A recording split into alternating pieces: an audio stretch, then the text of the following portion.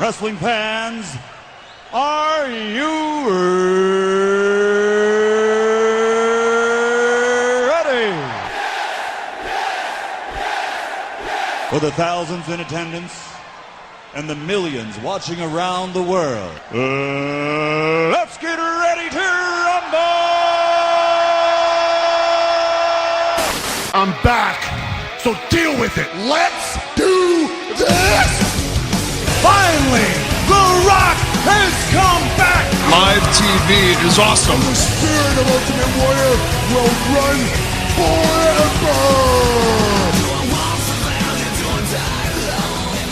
Happy St. Patrick's Day, folks, and welcome back to WrestleRant Radio for March 17th, 2015. I am your host with the most, Bleacher Report featured columnist, Graham G.S. Matthews, and I am flying solo here today, as I am on spring break, and I will not be joined by RJ. That being said, though, I was originally going to have a guest on the show here today in the form of an interview that I did on Monday morning that will instead be not airing at all due to some legal issues, but it will be in article form, but make sure to stay tuned until the end of this episode for more news on that I talked about today and yesterday on my Facebook page. More exclusive news on that coming up later on in the show. However, like I said, 12 days until WrestleMania 31.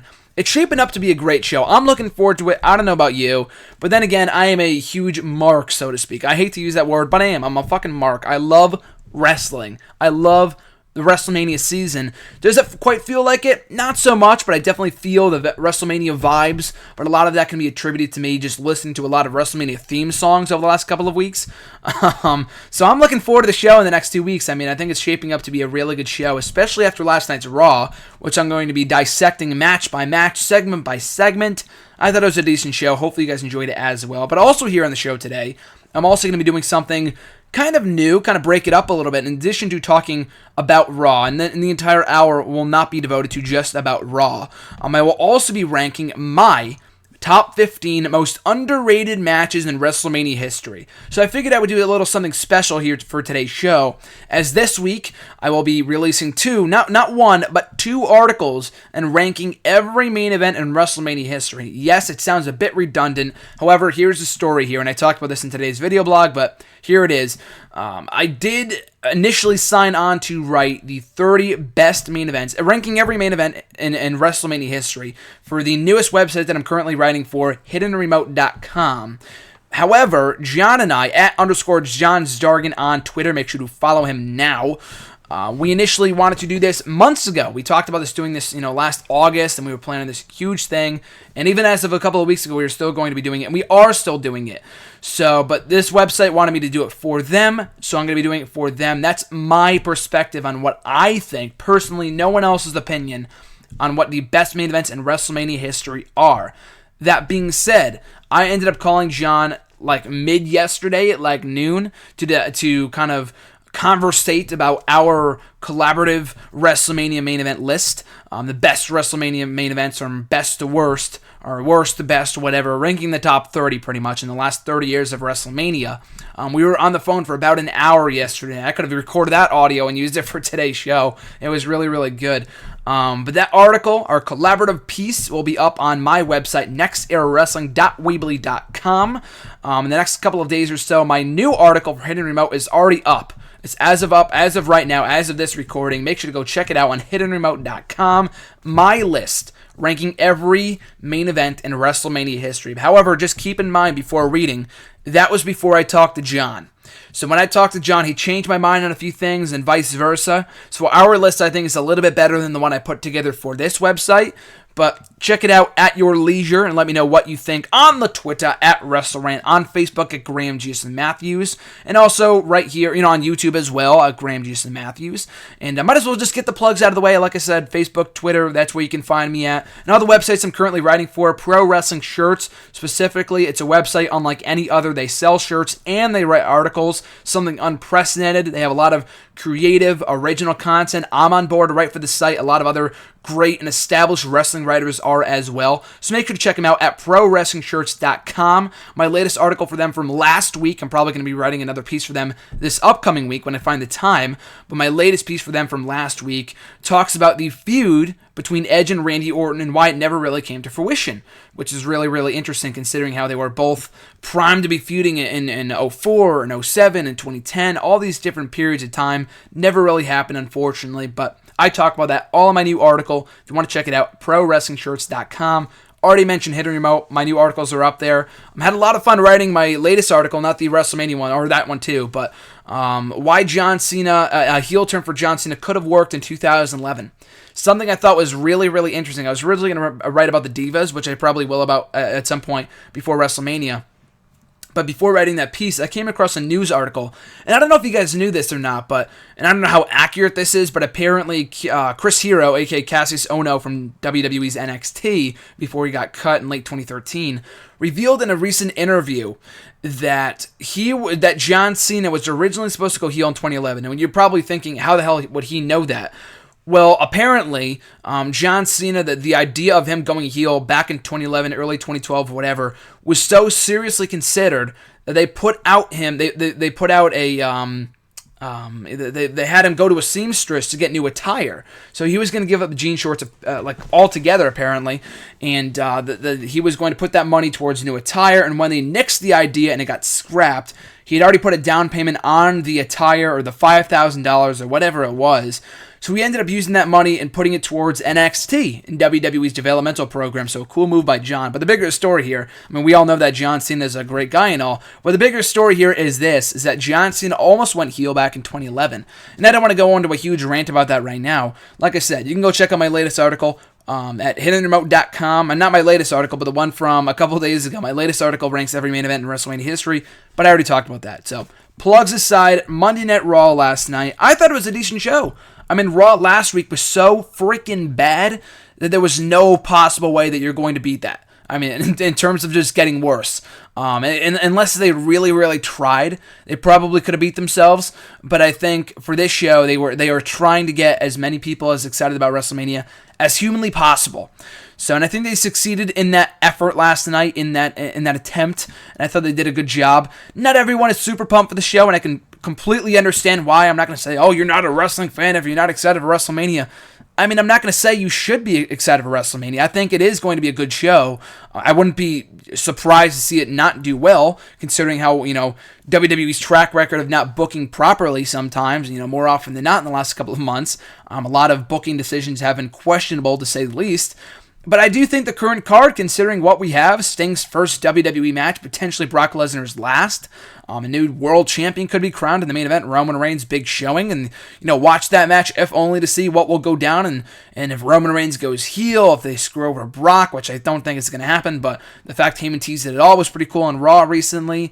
There's so much can go down in that main event, the crowd for one thing. That's what made that match between Goldberg and Stone Cold so entertaining back at WrestleMania 20. Was that rowdy crowd just shitting all over the entire thing. That was the best part about that match, and that's what made it so entertaining, as well as the the post-match stuff too, with Stone Cold taking out both Goldberg and Lesnar with stunners. So that was pretty entertaining. But bottom line is this: WrestleMania. There's a lot to be excited about on that card. I think even though the build for the multi-man Intercontinental ladder match has been shitty, to say the least, I thought they did a decent job of it last night. The game of hot potato with the belt has been so fucking stupid. It's something, it's so juvenile. It screams PG, and I'm not saying they need to go, bang each other's wives in order to get that belt back or anything like that, but I feel like they should be focusing on the prestige of that belt. Daniel Bryan actually cut a really good promo on this, is not counting the whole turd shit, no pun intended, at the end of SmackDown last week. It was so stupid. I'm not even going to get into that, but at the start of the show, though, Daniel Bryan talked about how he was entering himself into the Intercontinental title ladder match at WrestleMania, if only because that title has been featured in so many prominent contests at WrestleMania since the start of time, with guys like Ricky Steamboat, Randy Savage, Jake the Snake Roberts, Ultimate Warrior, Hulk Hogan in the main event of WrestleMania 6.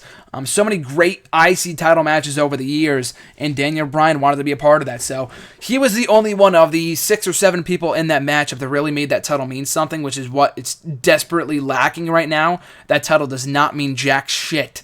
And I've talked about this at length before, so I'm not going to go on a huge rant about it, but that said, I like going back to what I was saying before I went off on the huge tangent. I do think the ladder match itself could be really, really good, considering who's involved. We have Daniel Bryan, Dean Ambrose, Dolph Ziggler, R-Truth, Luke Harper, Bad News Barrett, and Stardust. Sans R-Truth, who is not terrible, I just hate his comedy character. And people ask me all the time, why do you not like R-Truth? It's not that I don't like R-Truth, I just hate not what he's become, but just how he's currently handled. Like, why would you have a guy that's in his late 40s that has no use right now? I mean, he is not. No one takes him seriously as a mid-carder. So why is he in the Intercontinental Championship ladder match at WrestleMania? Why isn't that Goldust? The fact that Goldust is in the Battle Royal instead of R-Truth is a crime to me. I feel like, but sans R-Truth though, he's not a bad worker, so you include him in the mix.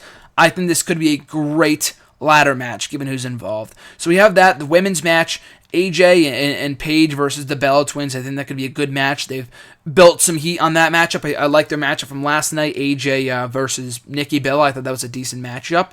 As well as all the other matches on the card. Bray Wyatt versus The Undertaker, I've talked about in the past. I think is a lose-lose situation.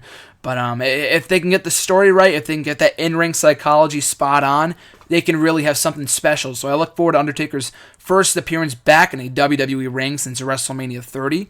Sting versus Triple H, I am now infinitely more excited for that matchup than I was a week ago after last night's Raw. I thought the ending segment with Sting coming out to save Randy Orton was great. But I won't give everything away in terms of my thoughts on Raw just yet because they're going to be breaking it down right now. So also now official for the card, Seth Rollins versus Randy Orton as of last night's Raw. And someone asked me just last night on Twitter, what match do you think is going to steal the show at WrestleMania?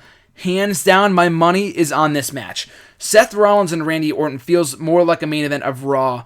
More of a main event of WrestleMania than it does Brock Lesnar and Roman Reigns right now. I mean, I've talked about that in the past, and I said that last night on Twitter during the show, but it's true. And people say, oh, well, that's because they're the only two that are on TV. And, I mean, that's not really the case. It's not like Sting is facing Undertaker, and it's, that neither of them are on TV. In each of the matches, you have at least one half of the equation on Monday Night Raw. They could do a lot better of a job building up those matches. If booked properly, Roman Reigns versus Brock Lesnar could feel like, or I don't know if it still could at this point, but it could have felt like a monumental matchup. And yeah, sure, Brock Lesnar needs to be there, but in the times that he has been on TV, they have not made the most of him. I mean, granted, last night, the interview was excellent. I'll get to that in a little bit. But, the fact that they have Roman Reigns on every week and he's the afterthought in the main event of Raw last week when he faced Rollins and Orton in a throwaway matchup, or that same night when Lesnar was on Raw and they did nothing to use him. He wasn't used whatsoever. He was just standing as a backdrop to Paul Heyman. Like, the fact that he's not on TV is not an excuse. There is so much more you could be doing with both of these guys, both Roman Reigns and Brock Lesnar, when he is on TV. And even Paul Heyman, I mean, props to him. And like I said, I'll get into all of this when I get into my Raw review, but, even Paul Heyman is doing a really good job right now of saving this matchup, so to speak, because Roman Reigns is not holding my interest. I like Roman Reigns, but he is not piquing my interest when it comes to this matchup. Brock Lesnar isn't on TV, and Paul Heyman's, his aggressive promos with his brief comments on Lesnar leaving WWE and going back to UFC and unifying the titles and all of this and each and that, I think is great. It's one of the most intriguing parts and probably the best part, the only good part about this entire build to the WWE World Heavyweight title match at WrestleMania.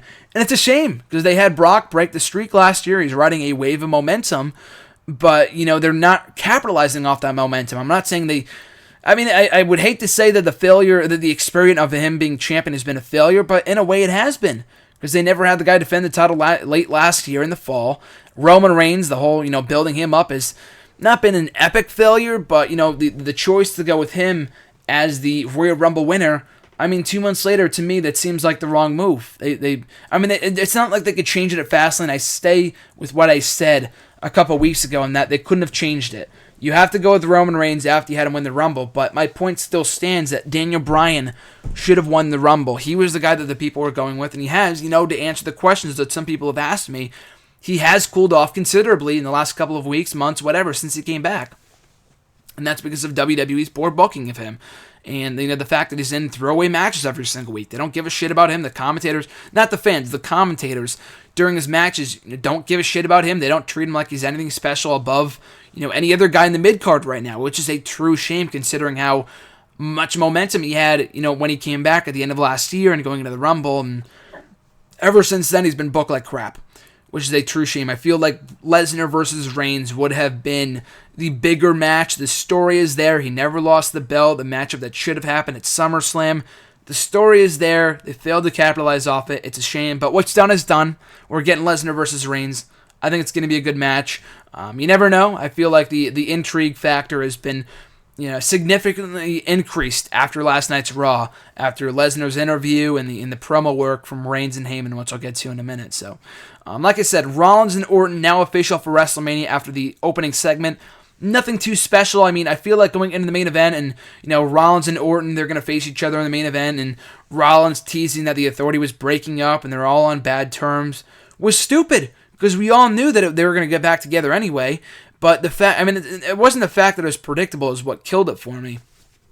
The fact that it served no purpose. It's not like, it was, Orton had the impression that that Rollins was going to come out alone, so he lowered his guard, or he's going to put his championship on the line. The match was still the same from the start of the show when they first made it to the ending segment. I mean, the match never really happened, but the whole swerve factor, I know they wanted to kind of build some interest in the main event, but it just seemed like it was so pointless to me, because there was really no, what did that accomplish? I didn't get that, but I understand they wanted to add some heat on the matchup. I understand why they did it. From a storyline standpoint, though, it just doesn't make any sense, because the matchup never really changed, and the whole swerve, people saw it coming, so I thought that was stupid, but it was all saved by the end of the night with a Sting appearance, which I'll get to at the end of the review.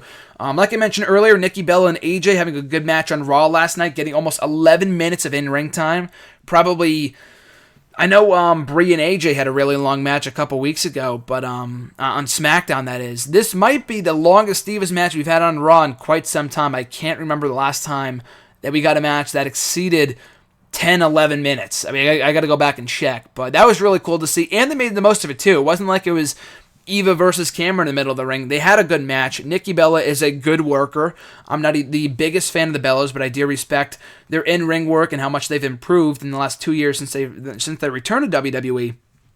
And AJ is always great as well. So they put together a nice matchup. Had no problem with AJ losing clean, or not, losing clean, whatever. There was some interference from Brie and Paige on the outside.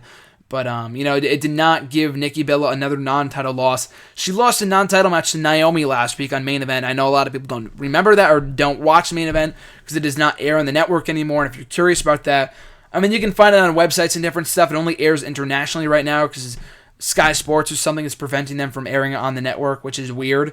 But if you really seek it out, you can find it somewhere online. But I know it's irrelevant because Main Event does not matter at this point in time, but the fact he did that in the first place doesn't make any sense, but it is what it is. But never mind that, getting back to what I was saying before. A good match from Nikki Bella and AJ going into the tag team match at WrestleMania. Up next, Ryback versus The Miz in a first of two rematches from SmackDown from last week, further proving that SmackDown is absolutely irrelevant. But the match itself was decent, though. I did not mind it at all. I thought they had a fine matchup. But the focus was not really more so on the matchup than it was the building tension on the outside between Mizdow and Miz. At one point, Ryback had set Miz up. Mizdow was almost about to punch, from what it seemed, gonna punch his mentor, The Miz, in the face, only for that to be kiboshed when Miz took out Ryback, and Ryback ended up picking up the victory yet again, and after the matchup, Miz would deliver the skull-crushing finale to Mizdow. So I'm really liking the climax of this storyline between Miz and Mizdow. I've talked about this for months, but the fact they've built it up to this point, you go back to October when Miz first started getting jealous of the reactions that Mizdow was getting when this whole thing kind of first started in that episode of Raw in Brooklyn, I think, and the show that Rock came back and Mizdow was doing his thing in the ring, or on the outside of the ring while Miz was facing Sheamus, and it's crazy to think it's been going on for the last 5 months, but, for all the shit that we give, I'm not excluding myself from this, but for all the shit that we give WWE Creative, this is something they've done right. This entire storyline, the way they've played it out, the planting of the seeds, and more and more and more and more as the weeks go on, the two continue to build tension with one another. And the timing could not have been better. I thought that was great. Really enjoyed that. And, of course, it's all leading to Miz Dow. I mean, you never know with this company. Expect anything, of course. But I feel like it is leading to Miz Dow turning on Miz in the Andre the Giant Memorial Battle Royal and going to go on to win it. How much that win does for him, I really have no idea after what happened to Cesaro last year. But I feel like Miz and Mizdow have kind of had a really nice storyline going for themselves over the last few months. I mean, you got to give creative their props here for kind of timing this out to a point where it can climax at WrestleMania. And a lot of people have asked me in this week's hashtag AskGSM video, what do you see happening to Mizdow after WrestleMania? That's kind of the key with every match on the WrestleMania card. I feel like that the aftermath has to be there. It's all about the aftermath with a lot of these matches. John Cena beats Rusev. Okay, Rusev looks strong in defeat. So did Sandow when he cashed in Money in the Bank on John Cena. The aftermath could have been a lot better.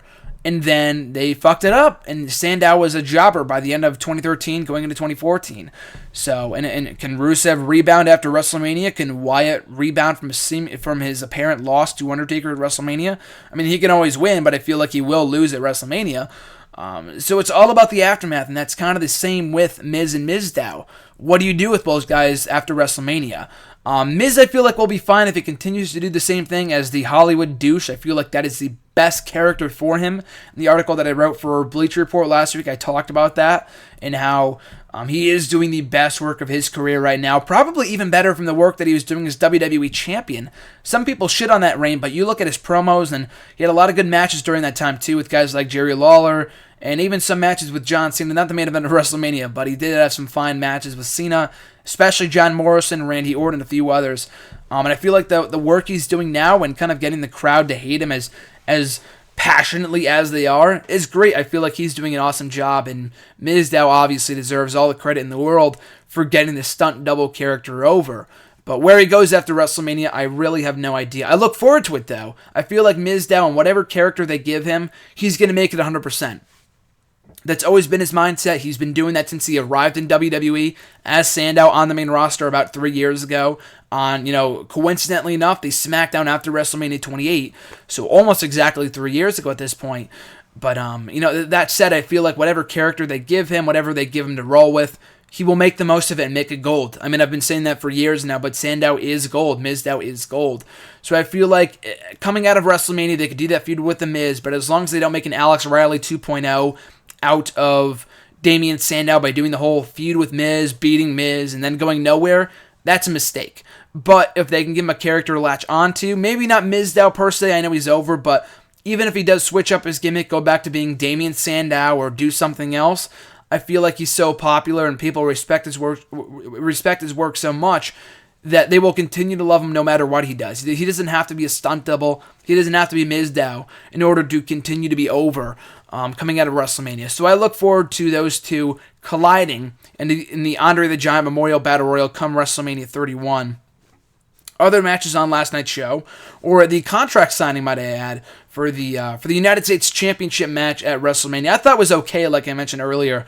The accent with the dude that was with Rusev was fucking terrible. And the fact that there were a "We Want Lana" chants from the crowd just kind of goes to show that there is really no reason for those two to ever break up. I mean, I've talked about this before, but I feel like Lana can be a breakout star at some point. If they do opt to break them up, obviously I feel like Lana will be better off on her own than Rusev would be. But at this point in time, they've only been together for a year, so why would you break the two up? It just seems pointless to me. Kind of build that relationship.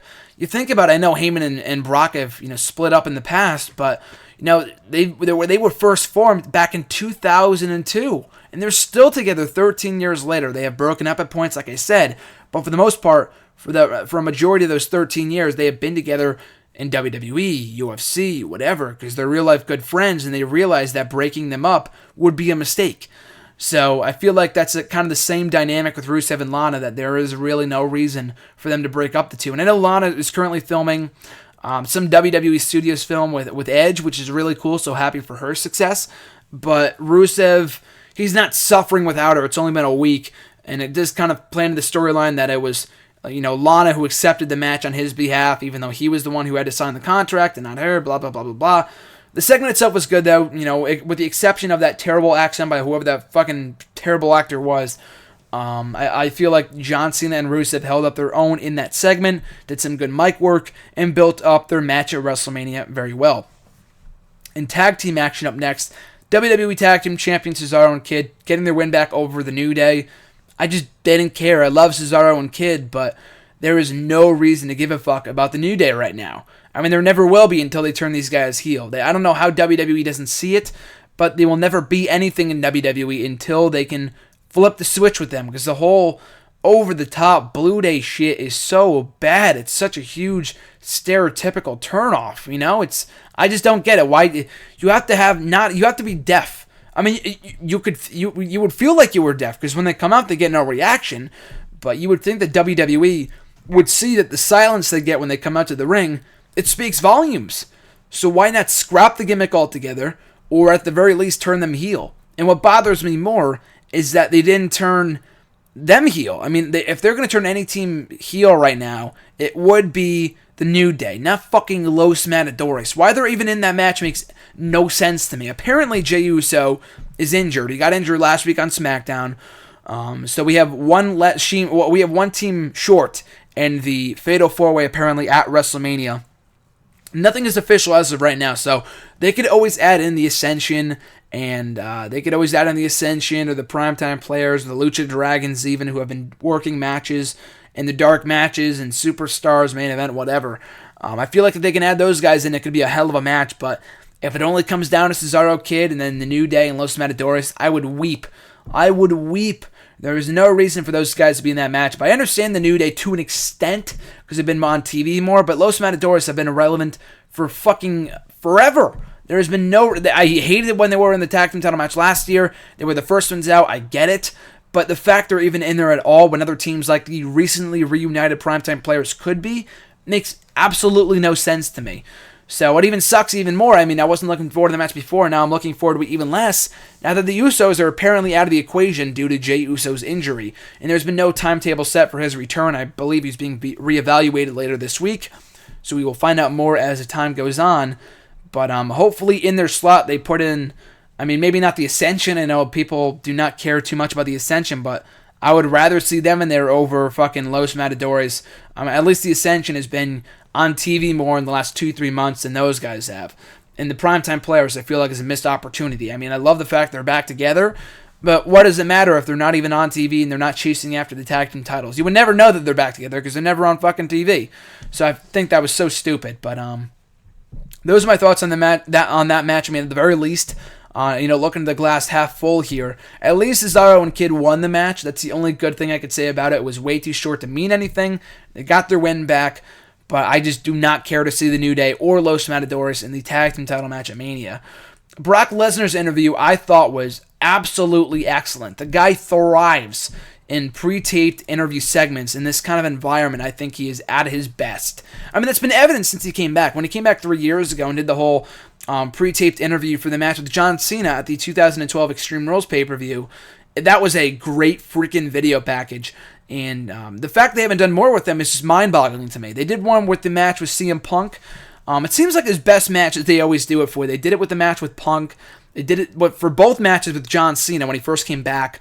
He's done at least maybe one or two every year. He did the one in 2012 when he came back for the match with Cena, the match with Punk at SummerSlam 2013, SummerSlam 2014 for the match with John Cena again.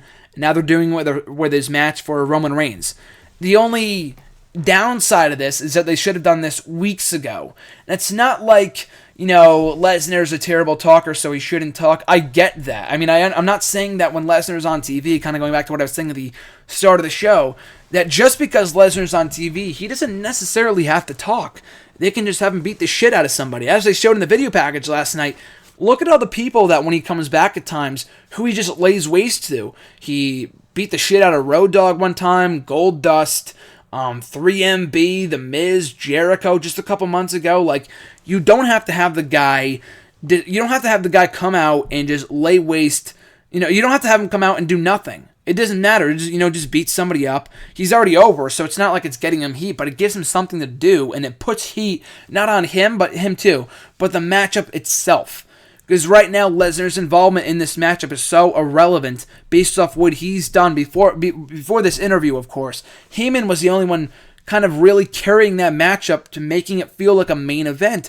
And not even the main event of any other pay-per-view, but fucking WrestleMania, their biggest show of the year, and they failed to make that match mean something.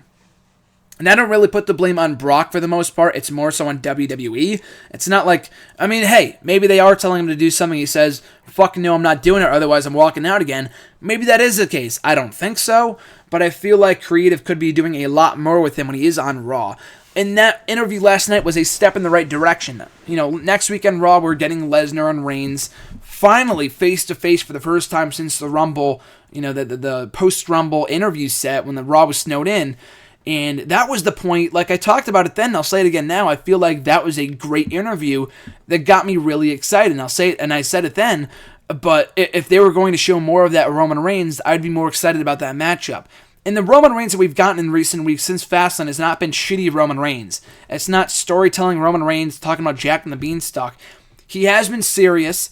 He showed some good fire in a segment with Mark Henry last week on SmackDown. He was good last night. I didn't think his promo was that bad at all, pretty much. And like I said, I like Roman Reigns, so I want to see him succeed. It's just the fact that how people perceive him plays a huge factor in how well that matchup goes over at WrestleMania. Because when he comes out on TV every week, it's not like people are going crazy for him. He gets a mixed reaction at most. Like, he got a major reaction to the house show that I went to. And Triple H said that on the podcast with Stone Cold, a couple months ago. He said, it's just TV, that people don't care, or that people are booing him out at house shows. He's always over with the crowd. Of course he is, because that crowd is always made up of kids and families and mothers and their child. You know what I mean? So it's obvious that he's going to be cheered. I was at a house show a couple weeks ago in Bridgeport, Connecticut, and I thought it was a really good show. Roman Reigns had a good showing, and, surprisingly enough, in his match against the Big Show of all people.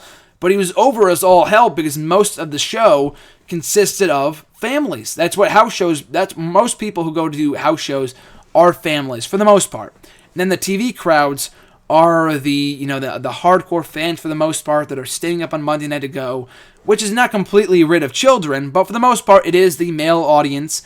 And, that's kind of where it matters most. That's the product that is going out to your masses. That is going out to your audience. The house shows aren't. The house shows, they're not irrelevant, but they don't matter in terms of what reactions. If you're a John Cena or something like that. If you're a new star trying to get over, like in NXT, like if you're over in NXT, does not necessarily translate to you being over in the main roster, but it does mean that you're ready to be promoted. When you're already an established star like Roman Reigns, the reaction, the great reactions he's getting on live events don't really matter because it's all about the people, the casual fans that are watching on TV. So, that all being said, going back to what I was saying before, I feel like the interview that Lesnar did last night was really, really good. And it definitely amped up my excitement for this matchup at WrestleMania. I don't think it's going to be a classic. I don't think it's going to be the greatest match of all time. But I feel like if they can strike the right rhythm, find their stride, and tell a good story, they can have a better than expected match. I almost said above average match. I don't feel like that's going to be the case. But I do feel like if they can get everything right, they can have the perfect storm, no pun intended, the F5. I feel like if everything lines up correctly, they can have an above expectations matchup. Better than anyone would have ever anticipated. And I hope they do. I really hope they do. I'm not saying I wish they fail. It's stupid. I really want to see a really good main event for WrestleMania. Why wouldn't I? So I thought the interview was great. The stuff that with Paul Heyman and Roman that we got later on in the show is also really, really good. And is it too little too late? Yeah, kind of, because we're less than 2 weeks away until WrestleMania. But, that said, it's better late than never. I will say that much. It's good that they're doing this at all instead of just, not giving a fuck at all until WrestleMania. At least they're trying to do something. At least they're not phoning it in for the last 2 weeks. They made, like I said, they took a step in the right direction last night on Raw, and I look forward to what they what they can come up with in their final face-up before WrestleMania and the final Raw before the show next Monday. So that was really good. So I thought that was the highlight from Raw last night. There was some hype for the fucking Andre the Giant Memorial Battle Royal. The only thing that's piquing my interest in that match is the involvement of Miz and Miz Down, who, the final, with those being the final two.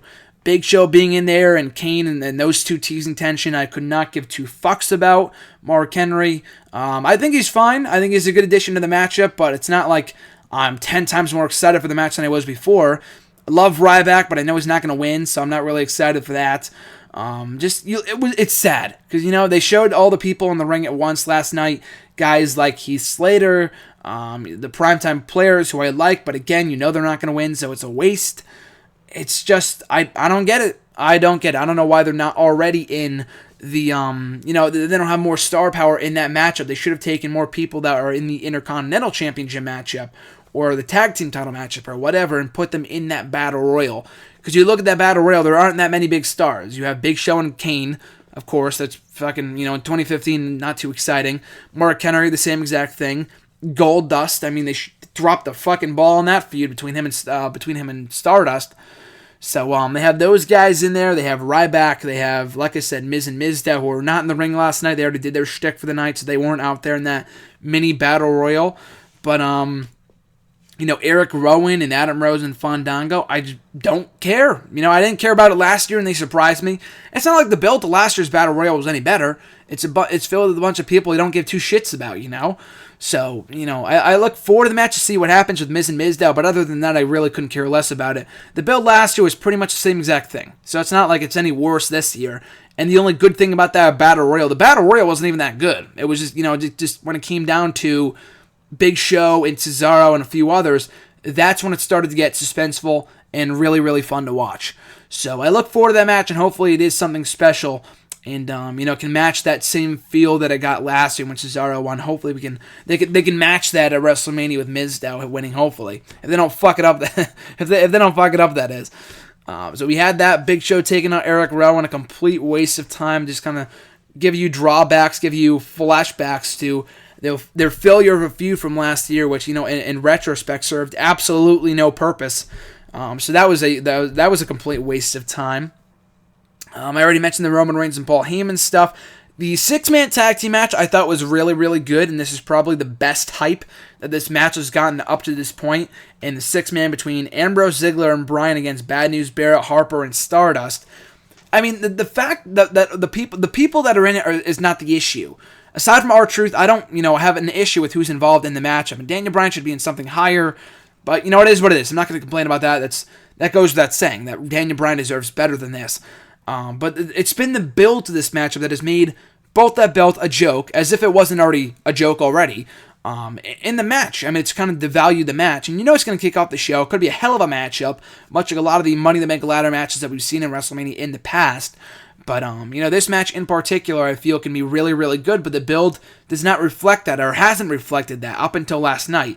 Bad News Barrett taking out like 3 or 4 guys at the end of the show. That doesn't do anything for me. It's not at the end of the show, but at the end of the segment. It's not like, oh, all those losses were worth it because Barrett, got the better of the baby faces here. That's not the case at all. Barrett has been so buried. I'll say it, buried. He's been ruined since he came back as Bad News Barrett about a month or two ago. At the end of 2014, the final episode of the year. It's not even the Bad News Barrett shtick, because he got that shtick over the last time he returned in 2014, right after WrestleMania. The Bad News Barrett thing was over. People were into it. He was winning matches. He was winning his title defenses. And he wasn't booked like complete shit. He wasn't booked like a joke. So people took him seriously and were behind him. That's anything but the case this year with Bad News Barrett. And it's a real shame. Because people, someone asked me on this week's on this week's edition of #AskGSM, and someone told me on Twitter last night what their thoughts on it were, but I feel like Bad News Barrett, like people have said, is potential of being world champion. I feel like he is really, really good. And I feel like he could have been world champion many years ago had they not botched his booking. And, to see him buried week in and week out is what disgusts me the most, because this guy is capable of great things in WWE, but they make him job out in every single matchup. It's just common sense. I'm going to do that with anybody sucks, but especially with someone of the caliber of Bad News Barrett, of Wade Barrett, because he's so goddamn good, and he could be a lot better if they weren't ruining him and by having him lose every single week, especially as champion. It's bad enough that they make him lose, on his own, but with the championship, it ruins both him and the championship that he's holding. So I'm looking forward to seeing him drop that title at WrestleMania. It's so far beyond the point of repair that there is nothing that they could do to salvage that championship around the waist of Bad News Barrett. So they just have to kind of just scrap it and move along. But still, I really liked the matchup last night, though, and I liked the brawl. And, hopefully the game of hot potato is over going into WrestleMania, and they can finally move forward and start to take the matchup seriously. But until then, though, I thought this was a really, really good six-man tag team match to kind of, not the final matchup between these guys before WrestleMania, but to kind of finally give us something to latch onto in terms of the build to this matchup at WrestleMania. And then we get to the main event between Orton and Rollins. Of course, the matchup never ended up happening. Rollins, the big swerve that the Authority was never splitting up to begin with, and they all ended up surrounding Orton around the ring. And like I said, I did not read the spoiler that Sting was going to be there. Apparently there was a spoiler either early Monday morning or late Sunday. I don't remember when it was, but it said spoiler, huge name at Raw. And I didn't think it was going to be Sting. I just thought, the huge name. I didn't know who it was going to be, and I don't like spoilers. So I didn't look it up. I didn't want to know who it was. So after Monday Night's Raw, I figured WWE in typical fashion would end the show with the Authority beating the shit out of Randy Orton. And it's not like it's out of the ordinary either. Remember, like in the final few Raws of 2014 and the first few Raws of this year, when I think it might have been Daniel Bryan or John Cena, maybe. I don't remember who it was. Maybe the babyfaces, Ryback. Like, you were waiting for something else to happen. You were waiting for someone to come out and save the day, like a Randy Orton, but it never came to fruition, and then the show just ended on like a note, So I'm glad they didn't do that, and they ended up bringing in Sting. I don't know if he's going to be on next week's show. This was his fourth appearance, and from what I understand, he's going to make... He's only signed on to make only a handful of appearances on the road to WrestleMania. He made one at Survivor Series, the Raw before the Rumble, at Fastlane, and now last night on Raw. Probably what was the best use of him to date. And I didn't like the fact they had the promo on the network. I thought it was a good promo. Sting has never been a great promo guy. And he improved his game when he was in TNA for all those years. And, people like to say that it was a complete waste of time. And I do agree that he should have gone to WWE earlier. Specifically maybe back in like early 2011 when they were doing the whole thing with the 2/21/11, vignettes. And people thought it was Sting. I thought it was Sting. And, he ended up re-signing with TNA, so it wasn't him. And so on and so forth. But, still, I feel like that time in TNA was well spent in terms of improving his promo work towards the end of his career, and he cut a good promo on the WWE Network last night. But that's something that you should hype up. I mean, I don't really count the video package from last week as the voice was altered and all that other stuff. So I really wasn't a fan of that. But the promo that he cut was good. They could have hyped it out in advance. I know they did at the end of the Raw. They're like, oh, we're gonna have an interview with Sting on the network, but I'm saying like. Earlier on in the night on Raw, they should have said, oh, Sting's going to speak tonight. And I know that would have ruined the surprise, but like next week, they should have saved the promo for it and then do it then. Like, that's something that you end Raw with. I felt like the way they closed Raw was great, but the Sting promo I felt like they could have done on Raw itself. But nevertheless, I thought it was a really, really good segment, the highlight of the night for me. And to see Orton and Sting in the same ring together, I thought was really cool. I mean, people never say, a dream match is Orton versus Sting. I never really thought that was the case. But, to see a younger guy, I mean, Orton's not young per se. He's been with WWE for the last 13 years. But to see another WWE guy that is not Triple H in the same ring as Sting is awesome. I thought it was a really, really cool visual. And it was a great way to bring back Sting and add some more excitement to that match at WrestleMania. And like I said, I feel like at this point in time, the match that I'm most looking forward to is Sting versus Triple H. And it could very well bomb. If Sting has a stinker of a matchup, he was not in the greatest of shape at the end of his TNA run, but last night, for a second, I didn't even think that was him, because when he took off his shirt or his cloak or whatever, he looked to be in great shape, and maybe he takes off the shirt at WrestleMania. I don't know what the deal is, but I do feel like he can have a good match if the story is right, the storytelling is there, and I look forward to it. I mean, it might not be an in-ring classic, considering, Sting and Triple H it doesn't feel like it could be a Hart versus Michaels at WrestleMania 12 caliber-like match, and I don't expect it to be. But, I do think it could be a very good matchup if they can tell the right story and capture the crowd and it's placed correctly on the card and not like in the opener or, right after a hot matchup or something like that. So I look forward to that Sting's first WWE match, and I think that was a great way of going off Raw last night. So I thought it was a decent show, a lot better than last week. You could not get any worse than last week. That would have been a major accomplishment to WWE if they were able to do that. But yeah, I thought it was a decent show, some good segments, some good matches. I really enjoyed the six-man, the main event between, Orton and Sting and Rollins, the Authority. I thought that was a really good way of going off the show.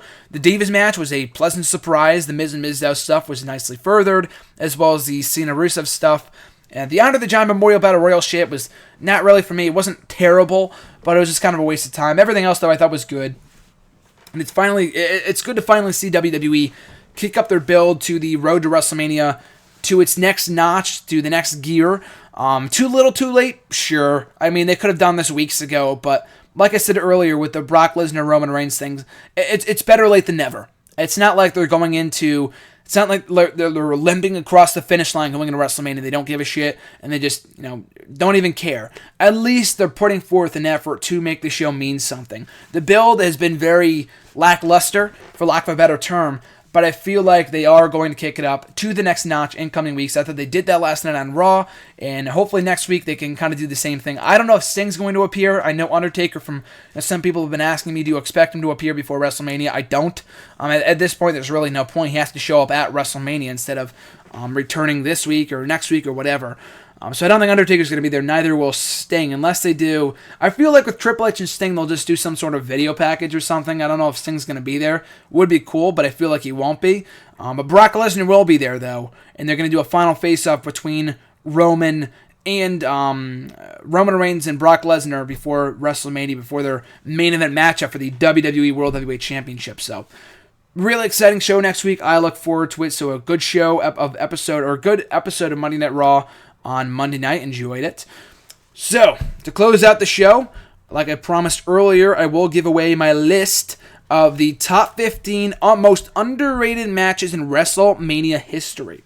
So I was going to make an article out of this, but because of the fact that I just don't have time, and there's so many articles that I want to write before WrestleMania and after WrestleMania for that matter as well, that I don't think I'll be able to fit this into a WrestleMania article. And I wanted to give away something like a ranking or whatever here on the show. And I felt like this would be the best fit, because I thought, someone asked me just recently to do an article, and I think it was just yesterday, someone asked me to do the best non-main events in WrestleMania history, and I might do that.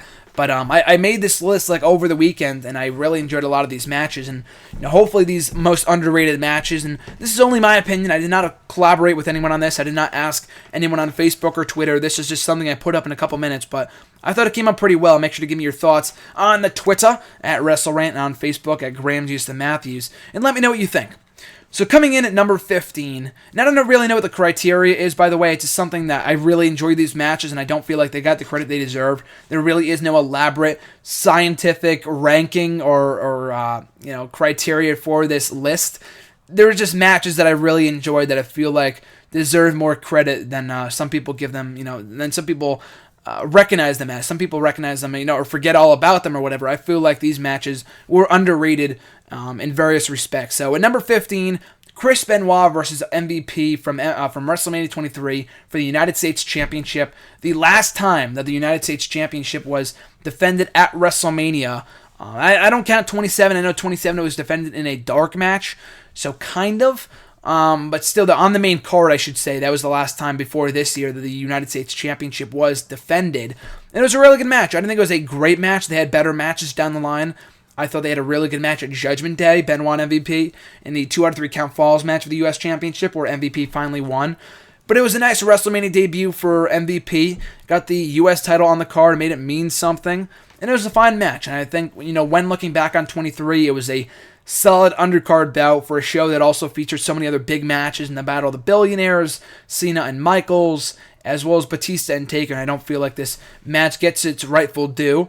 Number 14, Jeff Hardy versus Matt Hardy from WrestleMania 25. The reason it's so low on the list is because it was a great match, but some people do recognize it as being good. Not everyone looks back at 25 as, looks back at 25 and remembers this match for being so good. But some people do. I mean, some people do recognize that the feud between Matt and Jeff was not a great feud, but the match itself at WrestleMania was really good. I enjoyed their stretcher match, their I Quit match at Backlash, and Backlash 2009, that same year, about a month later. So I thought this was a really good match, really enjoyed it, and WrestleMania 25 was not at all a great WrestleMania. I shit all over that show. I mean, it's right now on the YouTube channel if you want to check it out. My full review of WrestleMania 25 now on the YouTube channel at Graham Jason Matthews. Cheap plug.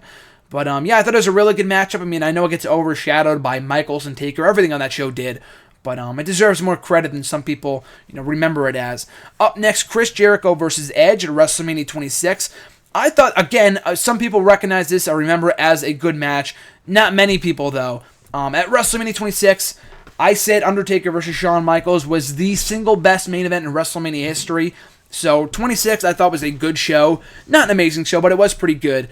And I thought Jericho and Edge, the story going into it could have been better. The whole spear thing, spear, and Edge coming back from injury.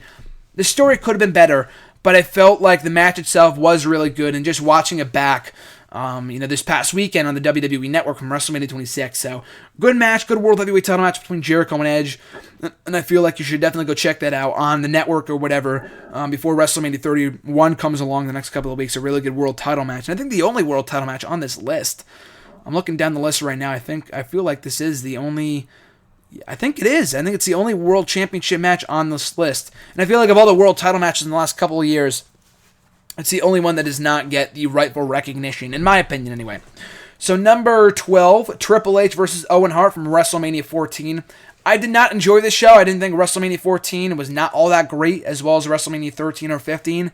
It just felt like they were thrown together. It did not feel like they were really good WrestleManias.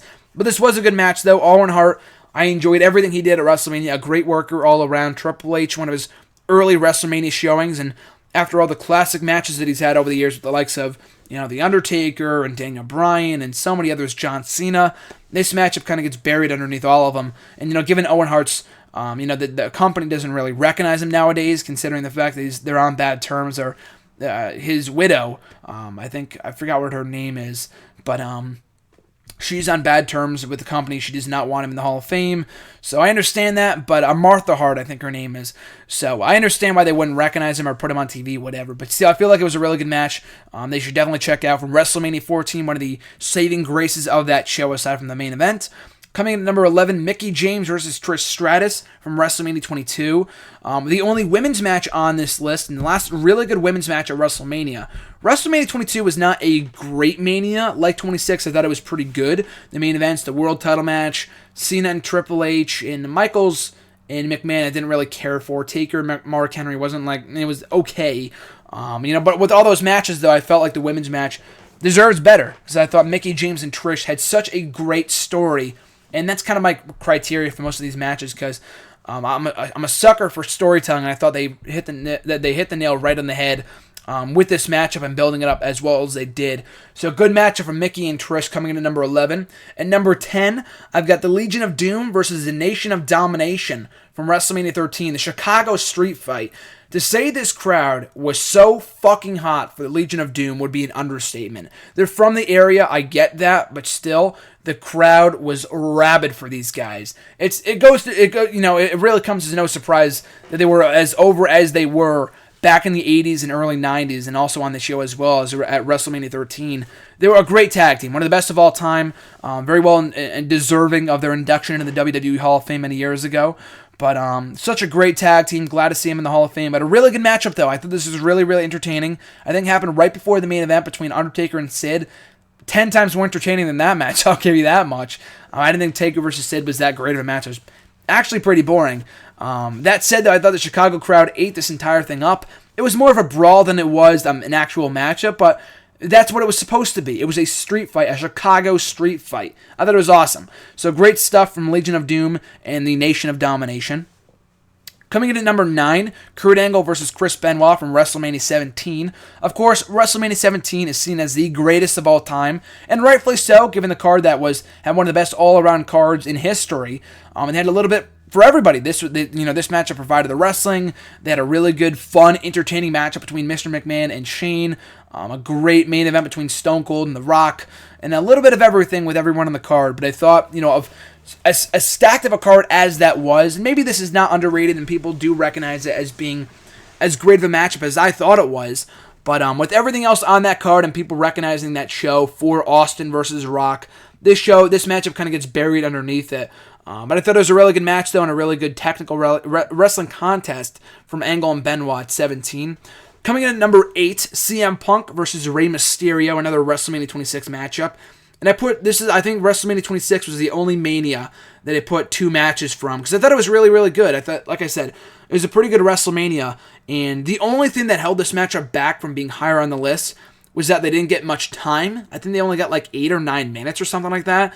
But in those 8 or 9 minutes, they had a really good match. The crowd was into it. They had a good story going. I mean, people were obviously expecting Rey Mysterio to go over, seeing how if he lost, he had to join the Straight Edge Society. And they did have better matches down the line. They had a really, really good match at Over the Limit about 2 months later, which I thought stole the show that night. But I thought this was a really good match, though, and it did not live up to its full potential because they did not get enough time. But in that time, though, they ripped it up, had a great match. Coming in at number 7, The Undertaker versus Ric Flair from WrestleMania 18. I was just talking about this with RJ just recently, and that it came at a time that it was not when he was having his shittier matches, like, his worst WrestleMania matches were early on with guys like Giant Gonzalez and King Kong Bundy and Psycho Sid, and the match with Kevin Nash was okay with Diesel, but I thought this was like one of the first really good matches for Undertaker at WrestleMania. I felt like his match with Triple H was better, and that does get credit that the credit deserves from WrestleMania 17. But this was a really good match, though, from the year following, and a lot of people don't really remember this matchup. Looking back at Taker's greatest matches, I mean, in comparison to the matches he had with Punk and HBK, especially, of course, Triple H and others, I feel like this matchup was a gem on WrestleMania 18. It wasn't a bad show. Again, it was a pretty good show. And I thought this was a really good match from Taker and Flair, and that it kind of started up the trend of Taker having really good matches at WrestleMania. Did not start that trend. I felt like the match with Triple H did, but it was one of the really first good matches that Taker had at WrestleMania.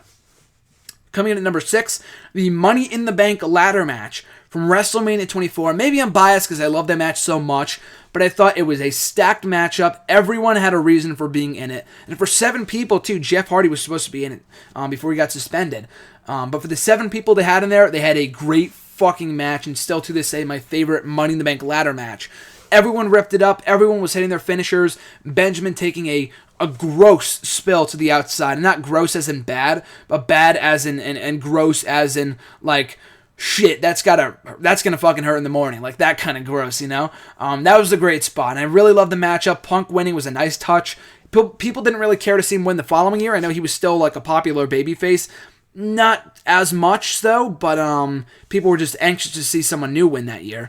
But for 24, though, he was like the underdog. He was like the least that you would expect to come out winning in this matchup, and I thought he did a really good job in winning that matchup. And the thing with Jericho and he getting stuck up in the ladder, I thought was great. So a great Money in the Bank ladder match. Dare I say the best of all time. I feel like the people recognize the first Money in the Bank ladder match as being for being great on the WrestleMania 20 card, and a few of the other ones at 22 and 23. But I feel like the 24 card, with all the main events they had that year with Michaels and Flair, and the triple threat match for the WWE title, and Mayweather versus Big Show, as well as Undertaker versus Edge for the World Heavyweight Championship, people don't really remember that much of the Money in the Bank ladder match. But if you go back and watch it on the WWE Network, trust me, you'll love it. Coming in at number 5, Benoit versus Angle versus Jericho from WrestleMania 16 in a triple threat match, or a 2 out of 3 count falls match for the European and Intercontinental title match for the Intercontinental Championships. So the stipulation, sure, like the first fall, it goes to that you win this title, the second fall wins that title. Jericho said it himself in his book, but the matchup was so convoluted, the stipulation was so stupid, but the story was there, though. Angle walked into Mania with both belts. He walked out with neither of them. So he was this cocky young guy, holding both belts, think he can own the world. So the stipulation was a bit of a clusterfuck, but they had a really well-wrestled matchup, and on a show that was a bit of a disappointment, it was not a good matchup. I mean, the WrestleMania 2000 was not great at all. Like, there was only like one or two good matches, and aside from Rock and not WrestleMania. Did I say 18? I meant 16. I'm sorry. Aside from the tag team title match, the triangle ladder match of the tag team championships, there was not many good matches on this show, but I thought this was pretty good. It was very well wrestled, and they had a good story going into it aside from the convoluted stipulation. Number 4 may surprise you. Hulk Hogan versus Mr. McMahon from WrestleMania 19. Was it a Matt Classic? Absolutely not. The farthest thing from it. But I went into WrestleMania 19, hearing about this matchup, and I'm thinking, this is going to be, a waste of time. It's going to be stupid. Neither guy, being over 50, 60 years old, they're not going to put any effort in this. It's going to be a clusterfuck.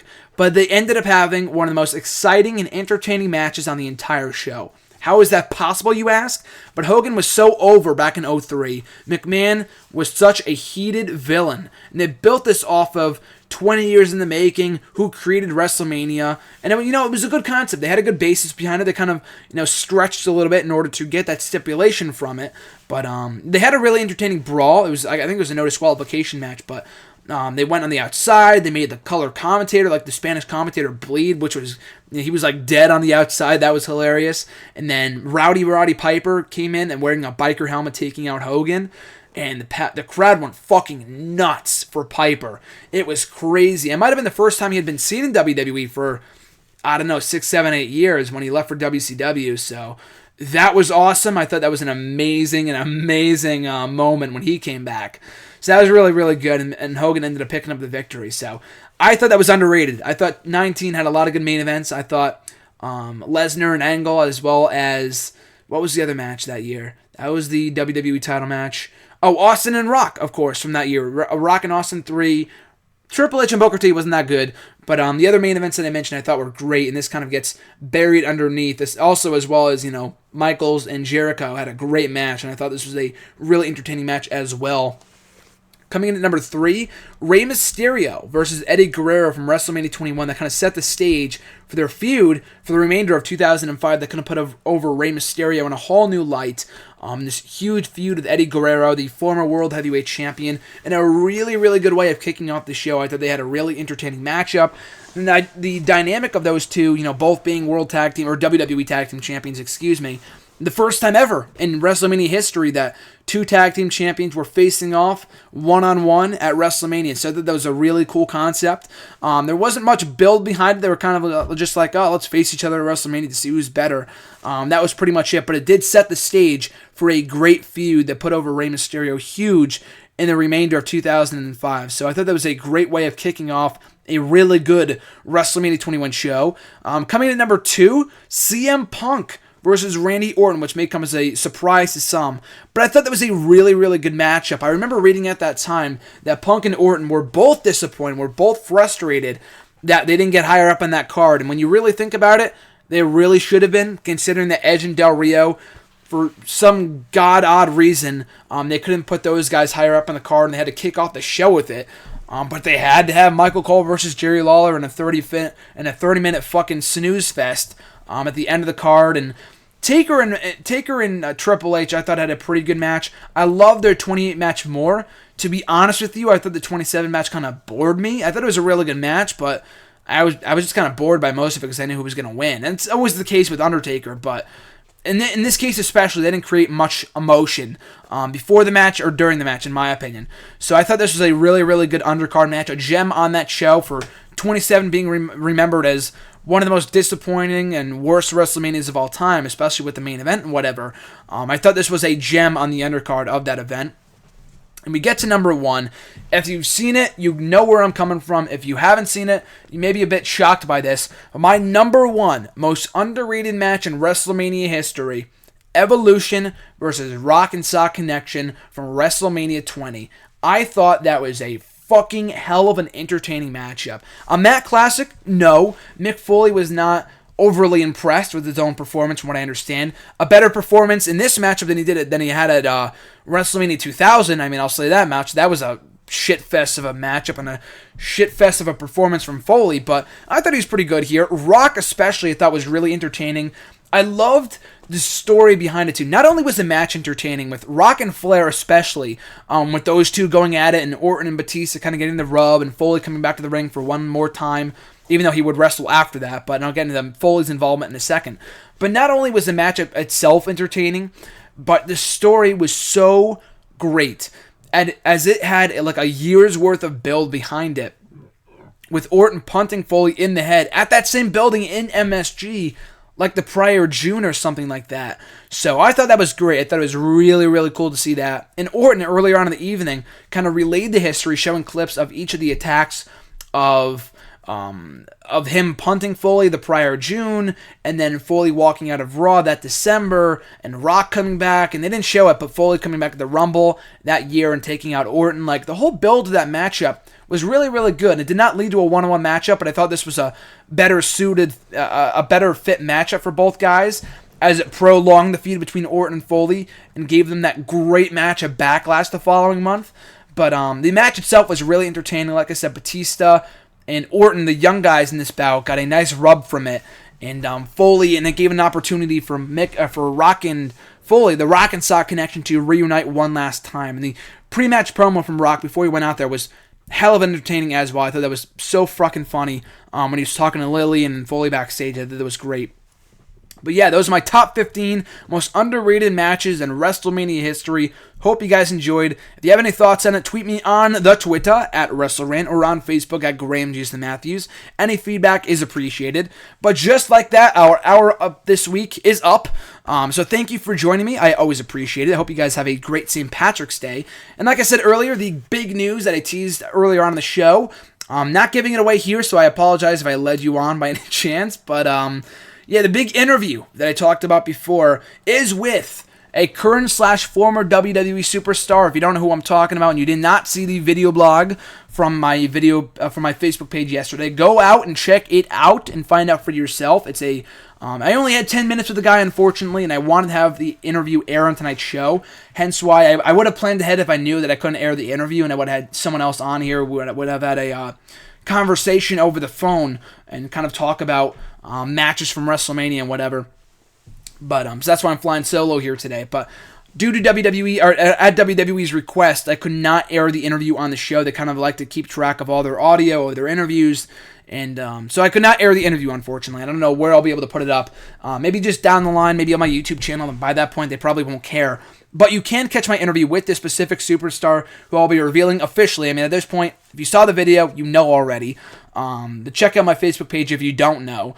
And the interview should be up on hiddenremote.com in the next couple of days. Speaking of hiddenremote.com, like I said at the start of the broadcast, you can check out my newest articles on the website talking about if John Cena turning heel in 2011 would have worked, as well as ranking every main event in WrestleMania history. My collaborative article with @_JohnsJargon on Twitter will be up on nextairwrestling.weebly.com in the next couple of days. So be on the lookout for that, which is probably going to be a better piece than the one I currently have up on Hidden Remote. But check out that as well, just to get my thoughts and what I thought were the best main events in WrestleMania history. And John kind of changed my mind on a few things, and you'll see that in the article later on this week.